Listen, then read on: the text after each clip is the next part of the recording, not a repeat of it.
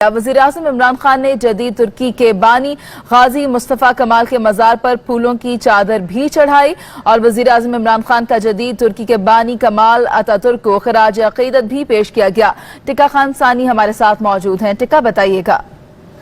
جی بالکل، وزیراعظم عمران خان کمال Ataturk museum میں پہنچے، جہاں پہ انقرہ کے میوزیم میں انقرہ شہر کی انتظامیہ اور ساتھ ہی میوزیم کی انتظامیہ نے وزیراعظم عمران خان کا وفد کی صورت میں استقبال کیا۔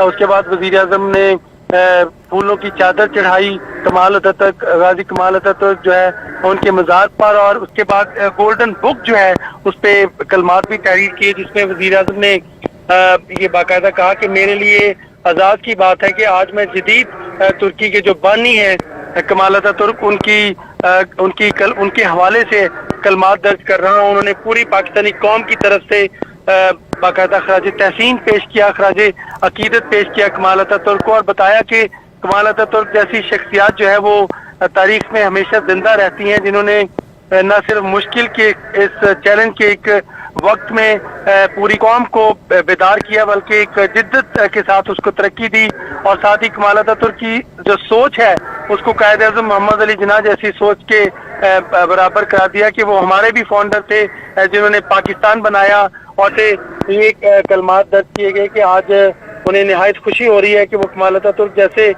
شخصیت جو ہے ان کے بارے میں لکھ رہے ہیں، اور انہیں ڈیپسٹ انسپائریشن کا لفظ اور انتہائی ریسپیکٹ کا لفظ یوز کیا کہ وہ انتہائی قابل احترام ہے، ان کی جو سٹرگل ہے لیڈرشپ اور اس کی آزادی میں، اور اس کو پوری قوم کو انہوں نے ایک کر دیا ہے۔ انہوں نے اپنے کلمات میں یہ بھی لکھا کہ تاریخ میں کمال اتاترک کا نام جو ہے وہ ان کی انسپائریشن ان کے لیے پرکشش ہے۔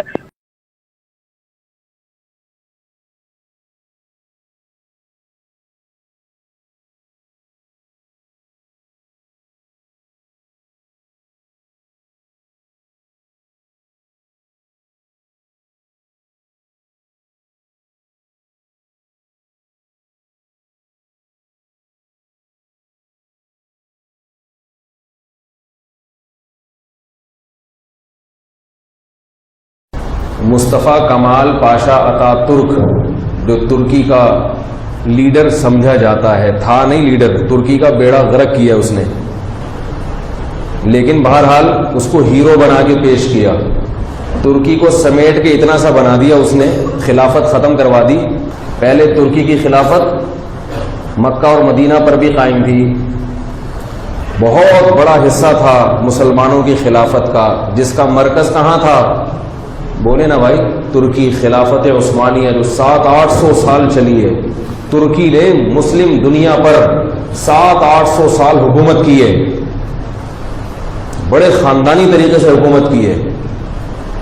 مصطفیٰ کمال پاشا اتاترک کا شمار خلافت ختم کرنے والوں میں ہوتا ہے، خلافت کا بیڑا غرق کر دیا اس نے، اور ترکی سمٹ کے اتنا چھوٹا سا ہو گیا۔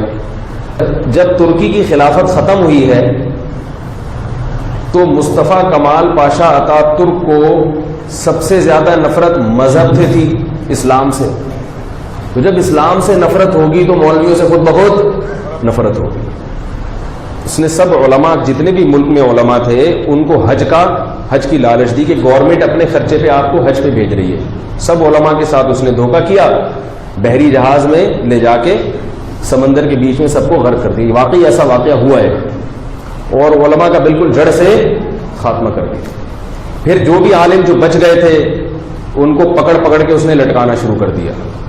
ترکی کی تاریخ میں بہت بدترین مظالم ہوئے ہیں، اور اتنے یہ ترک علماء بھی تو وہی کی عوام میں سے تھے نا، کس قدر ظلم ہو ان کے ساتھ۔ ایسی اس نے پھانسی گھاٹ بنائے تھے کہ درختوں پہ رسیاں لٹکا دی تھیں، وہیں ایک فوجیوں کو جج بنا دیا کہ جو عالم آئے اس کو، کوئی ایسا نہیں ہے کہ جیل ہے باقاعدہ وہاں کوئی پراپر عدالت ہو، بس چھوٹی چھوٹی عدالتیں محلے میں لگائیں کہ کہیں بھی، یہاں تک کہ اگر کوئی نماز پڑھنے والا تھا دیکھا جاتا، اس کے بازو دیکھے جاتے تھے کہ اس کے وضو کے نشانات تو نہیں ہے، کیونکہ جب آپ وضو کرتے ہیں نا تو بالوں کی ایک تہ بن جاتی ہے، ایک رو بن جاتی ہے، اس سے ٹریس ہوتا تھا کہ بندہ نمازی تو نہیں ہے۔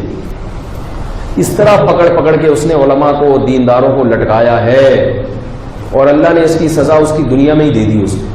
آپ وہاں کے بوڑھوں سے جا کے پوچھیں کہ اتاترک کو قبر میں دفن جب کیا گیا تو قبر نے اس کو اٹھا کے باہر دے دیا. جو علماء کے ساتھ جو اس نے ظلم کیا نا، مولویوں کے ساتھ، اس کا عذاب کیا آیا اس کے اوپر. آج بھی اتاترک کی قبر زمین کے اوپر ہے، زمین کے نیچے نہیں ہے. ایسے بہت سارے واقعات تاریخ میں ہوئے ہیں. ہمارے ایک دوست نے آنکھوں دیکھا واقعہ مجھے سنایا تھا کہ ایسا ایک واقعہ ایک شخص کے ساتھ ہوا کہ قبر میں ڈالا گیا ہے اور قبر اٹھا کے باہر پھینک رہی ہے. تو اتاترک کے ساتھ بھی ایسا ہی ہوا.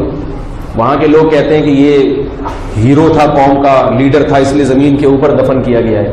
محمد صلی اللہ علیہ وسلم سے بڑا ہیرو کون ہو سکتا ہے؟ ان کو زمین نے قبول کر لیا، آپ کے لیڈر کو زمین قبول نہیں کر رہی. ایسا کیسے ہو سکتا ہے؟ یہ اللہ کا عذاب ہے جو دنیا میں اللہ نے دکھا دیا.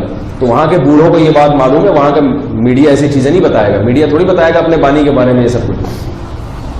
تو اتاترک کو پتا تھا کہ اگر میں ترکی کو سیکولر اسٹیٹ بنانا چاہتا ہوں، سیکولر ریاست بنانا چاہتا ہوں. سیکولر ریاست کا مطلب کیا ہوتا ہے کہ خواتین پر کپڑے پہننے پر پابندی. آزاد ریاست پتہ ہے کسے کہتے ہیں؟